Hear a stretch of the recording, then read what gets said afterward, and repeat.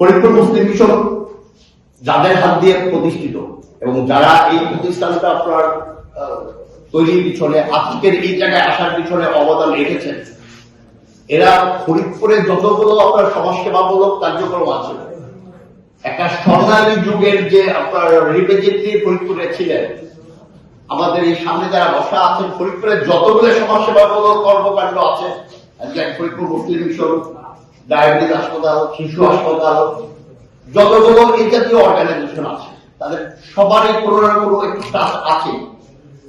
আমি শঙ্কিত ওনাদের পরের যে জেনারেশনটা, তারা ফরিদপুরের এই ডেভেলপমেন্টের পিছনে সমাজসেবামূলক কার্যক্রমের পিছনে অবদান রাখছে। নিশ্চয়ই আমি আমার সকল কর্মকাণ্ডে ওনাদের সমাজের প্রতি যে কন্ট্রিবিউশন, আমি আমার প্রতিটা মিনিটে আমি এটাকে আপনার স্মরণ করি। আগেও আমি স্বীকার করি, পরে আমি স্মরণ করি, দেন আমি ওইভাবে আবার সমাজে কন্ট্রিবিউশন করার চেষ্টা করি। তাদের এই কাজগুলো হতো আমার জন্য অনুপ্রেরণা। আমি যদি 1 টাকা ইনকাম করি, আমি চেষ্টা করি ওনারা যেভাবে আপনার ইনকামের পরে সীমিত আয় দিয়ে লাইফ লিড করেছেন, বাকি অংশটুকু সমাজের পিছনে আপনার দান করেছেন, সমাজের বিভিন্ন ব্যক্তি গোষ্ঠীর জন্য কাজ করেছেন। আমিও ওনাদের এই থেকে নিয়েই আপনার সামনে, আমার প্রতিশ্রুতি নিয়েই আমি আপনার সামনে আগাই। আমার প্রতিটা কর্মকাণ্ডে আমি ওনাদেরকে স্বীকার করি এবং স্মরণ করি। তো আমি ওইভাবে ওই জন্যই আমরাও আপনার তাদের যে জায়গা থেকে শেষ, আমরা যেন সেখান থেকে শুরু করতে পারি। ইন দ্য মিন টাইম আমরা ফরিদপুর মুসলিম মিশন, আমরা যে এক্স স্টুডেন্ট, আমাদের যে অ্যালুমনাই অ্যাসোসিয়েশন, আমরা কিছু অ্যাক্টিভিটি যেগুলো আমরা হাতে নিয়েছি, সেগুলো আপনাদেরকে অবগত করার জন্য একটু আপনাদেরকে জানাই। আমি ইন দ্য মিন টাইম একটা হল ওপেন করেছি। এই হলটা ওপেন করার উদ্দেশ্য হলো আমাদের ফরিদপুরের যে ইংলিশ মিডিয়ামের স্কুলের যে স্টুডেন্টরা আছে, এরা যখন কি আপনার ফাইনাল অ্যাডাল্ট এক্সাম গুলো দিতে যায়, ওরা একটা বিভাগীয় শহরে যায়। এটা যেন যেতে না হয়, ফরিদপুরের ইংলিশ মিডিয়ামের স্টুডেন্টরা যেন ফরিদপুরে এক্সাম দিতে পারে। যেহেতু আমি ব্রিটিশ কাউন্সিলের একটা রিপ্রেজেন্টেটিভ বাংলাদেশে, তো ব্রিটিশ কাউন্সিল এক্সাম গুলো ফরিদপুরে যাতে আমি আপনার অ্যারেঞ্জ করতে পারি, নাম্বার 1। নাম্বার 2 হলো ব্রিটিশ কাউন্সিলের এক্সাম গুলো যখন আমি ফরিদপুরে অ্যারেঞ্জ করতে পারবো, ওই জায়গা IELTS এর একটা আমার সুযোগ থাকে। তো যদি IELTS এর সুযোগটা আমরা এই জায়গায় করে দিতে পারি ফরিদপুর থেকে, দেন আমাদের যারা আপনার যে স্টুডেন্ট এখন ইন্টারমিডিয়েট করছেন মুসলিম মিশন থেকে, তাদের ভিতর থেকে একটা স্কলারশিপের মাধ্যমে ওয়ার্ল্ডের বিভিন্ন যে ইউনিভার্সিটি গুলো আছে, যদি আমরা একটা ফান্ড ক্রিয়েট করে তাদেরকে আপনার ইউকেতে বা আপনার ওয়ার্ল্ডের যে আপনার রাজ্যের যে ইউনিভার্সিটি গুলো আছে, যদি প্রতি বছর 1-2 করে আমরা পাঠাতে পারি, ইন ফিউচারে এই প্রতিষ্ঠানে হাল ধরার জন্য তারাই যথেষ্ট। ফরিদপুর মুসলিম মিশনের যে স্টুডেন্ট, এরাই যথেষ্ট। এগুলো হলো আমাদের আপনার স্যারদের যে আইডিওলজি, আমরা সেটাকে এখন ধারণ করে সামনে কিভাবে এই প্রতিষ্ঠানটাকে আপনার রান করা যায়। মানুষ তো, আমরা তো চাই আমাদের স্যাররা 1000 বছর বেঁচে না, একটা সময় স্যাররা থাকবে না, একটা সময় আমরাও থাকবো না, কিন্তু এই যে প্রতিষ্ঠানটা সৃষ্টিকর্তা একটা রহমত, এই প্রতিষ্ঠানটা যেন আপনার কন্টিনিউ করতে পারে, তার জন্য আমরা প্রাক্তন ছাত্র যারা, আমরাও আমাদের যেভাবে আমরা কন্ট্রিবিউশন করতে পারি, আমাদের কার্যক্রম নিয়ে আমরাও সেভাবে আগাচ্ছি, যাতে আমরাও এই জায়গা থেকে একটা আপনার লার্জেস্ট একটা অ্যামাউন্ট আমরা যারা এক্স স্টুডেন্ট, তারা এই আপনার প্রতিষ্ঠানটার পিছনে আপনার মনোনিবেশ করতে পারে, সময় দিতে পারে।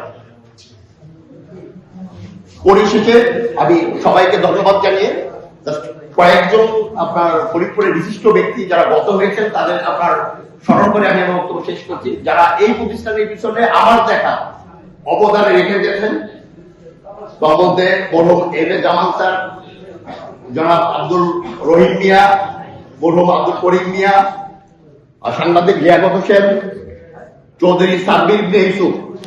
সাব্বির ইবনে ইউসুফ স্যারের সম্পর্কে আজকে একটু বলি। আমরা যখন খুবই ছোট, আমি ক্লাস 1 হতে পড়ে আসতেন, আমাদের সারা বলতেন ভাইজান একটা মিষ্টি একটা হাসি দিতেন। এখনো আমাদের ওই হাসিটা আমি আপনার প্রতিনিয়ত আমার চোখে আসে। যারা সমাজে এই জাতীয় কাজ করে, তাদের চেহারা আপনার যারা ছোট সমাজ থেকে বড় হয়, পরবর্তীতে আপনার যারা এস্টাবলিশ হয়, এই চেহারাগুলো থেকে যায়।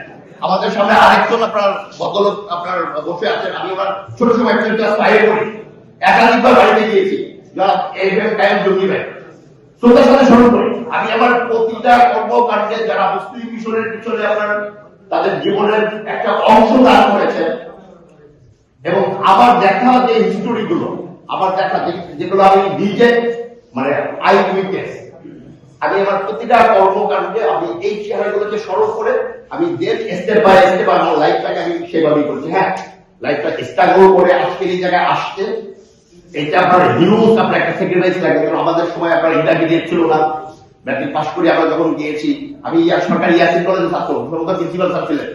ইয়াসিন কলেজ থেকে ইন্টারমিডিয়েট করার পরে দেন আপনার ঢাকায় চলে গেলাম। আমার এমনও গেছে যে আপনার মিরপুর 1 থেকে আমার ইউনিভার্সিটি আমি হেঁটে চলে গেছি, পাঁচবার নাই 4টা-5টা আপনার টিউশনই করতাম, দেন আপনার মাস্টার্স করলাম, দেশের বাইরে গিয়ে আপনার ডিগ্রি নিয়ে আসলাম, দেন আজকের এই জায়গায় আসলাম। এটাও আমাদের আপনার কিন্তু আমাদের মেন স্পাইরাল পথটা আপনার দান করে দিয়েছে বলে বুঝতে দিয়েছে। শ্রদ্ধার সঙ্গে স্মরণ করি যারা এই প্রতিষ্ঠানের পিছনে তাদের সারা জীবনের আপনার এটা করেছেন। আরেকজন স্যারের নাম আমি বলে গেছি, সামাদ স্যার, শহীদুল হাসান স্যার, সত্তার স্যার, ছোট সমাজ থেকে হাত করে রাশি দিয়েছে। তো এই স্যারদের কথা আমরা কোনোদিনই বলতে পারবো না, যতদিন বেঁচে থাকবো তাদের এই অবদান আপনার ভোলার সুযোগ নাই এবং আপনার স্মরণ করে যেন তাদের এই পথ দেখানো পথে আমরাও সমাজের পিছনে কন্ট্রিবিউশন করতে পারি এবং এই সমাজের বিভিন্ন আপনার সামাজিক কর্মকাণ্ডের মাধ্যমে যেন আমরাও ওনাদের মতো করে এক সময় দুনিয়াকে দিতে নিতে পারি। দুইজন আপনার বিদেশি অধ্যাপক আমাদের দেশে আসছিলেন, যখন নাকি আমাদের আপনার হুজুর আমাকে বললেন যে এরকমের 2জন দেশের বাইরে থেকে অধ্যাপক আসবে, আমরা আপনার জাপান গার্ডেন সিটিতে তাদের জন্য অ্যারেঞ্জ করে দিয়েছিলাম। ওই যে আমরা আপনার সবাইকে দিয়ে একটা প্রোগ্রাম করে সেই 2জন ভদ্রলোক আইএলটিএস এর ব্যাপারে বলছে। সেটা আমি বলছি যে আইএলটিএস আমরা মুসলিম মিশন থেকে একটা ইন্টারভিউ হচ্ছে, আমরা প্রাক্তন ছাত্র আমরা যারা আছি আমরা আমাদের একটা অ্যারেঞ্জমেন্ট করে এই জায়গা থেকে যারা একটু মেধাবী তাদেরকে আমরা নিজেরা আপনার ট্রেন আপ করাবো, দেন আপনার ব্রিটিশ কাউন্সিল এক্সাম গুলো ফরিদপুরে হবে এবং আমরা তাদেরকে রেজিস্ট্রেশন করে দিয়ে সেই আপনার ফ্রি আদার যারা কস্টিং আছে সেগুলো আমরাই দেওয়া করবো।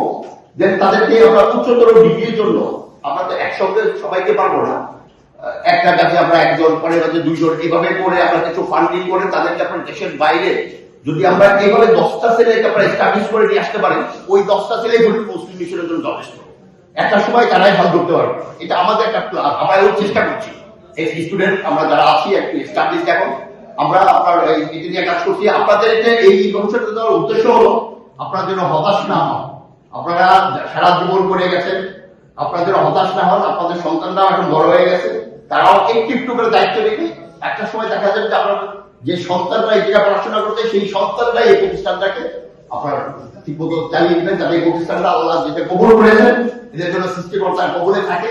আমরা যেন আপনাদের এই অবদান, আপনাদের এই কর্মকাণ্ড আমাদের কাজের মাধ্যমে তুলে ধরতে পারি সবাইকে।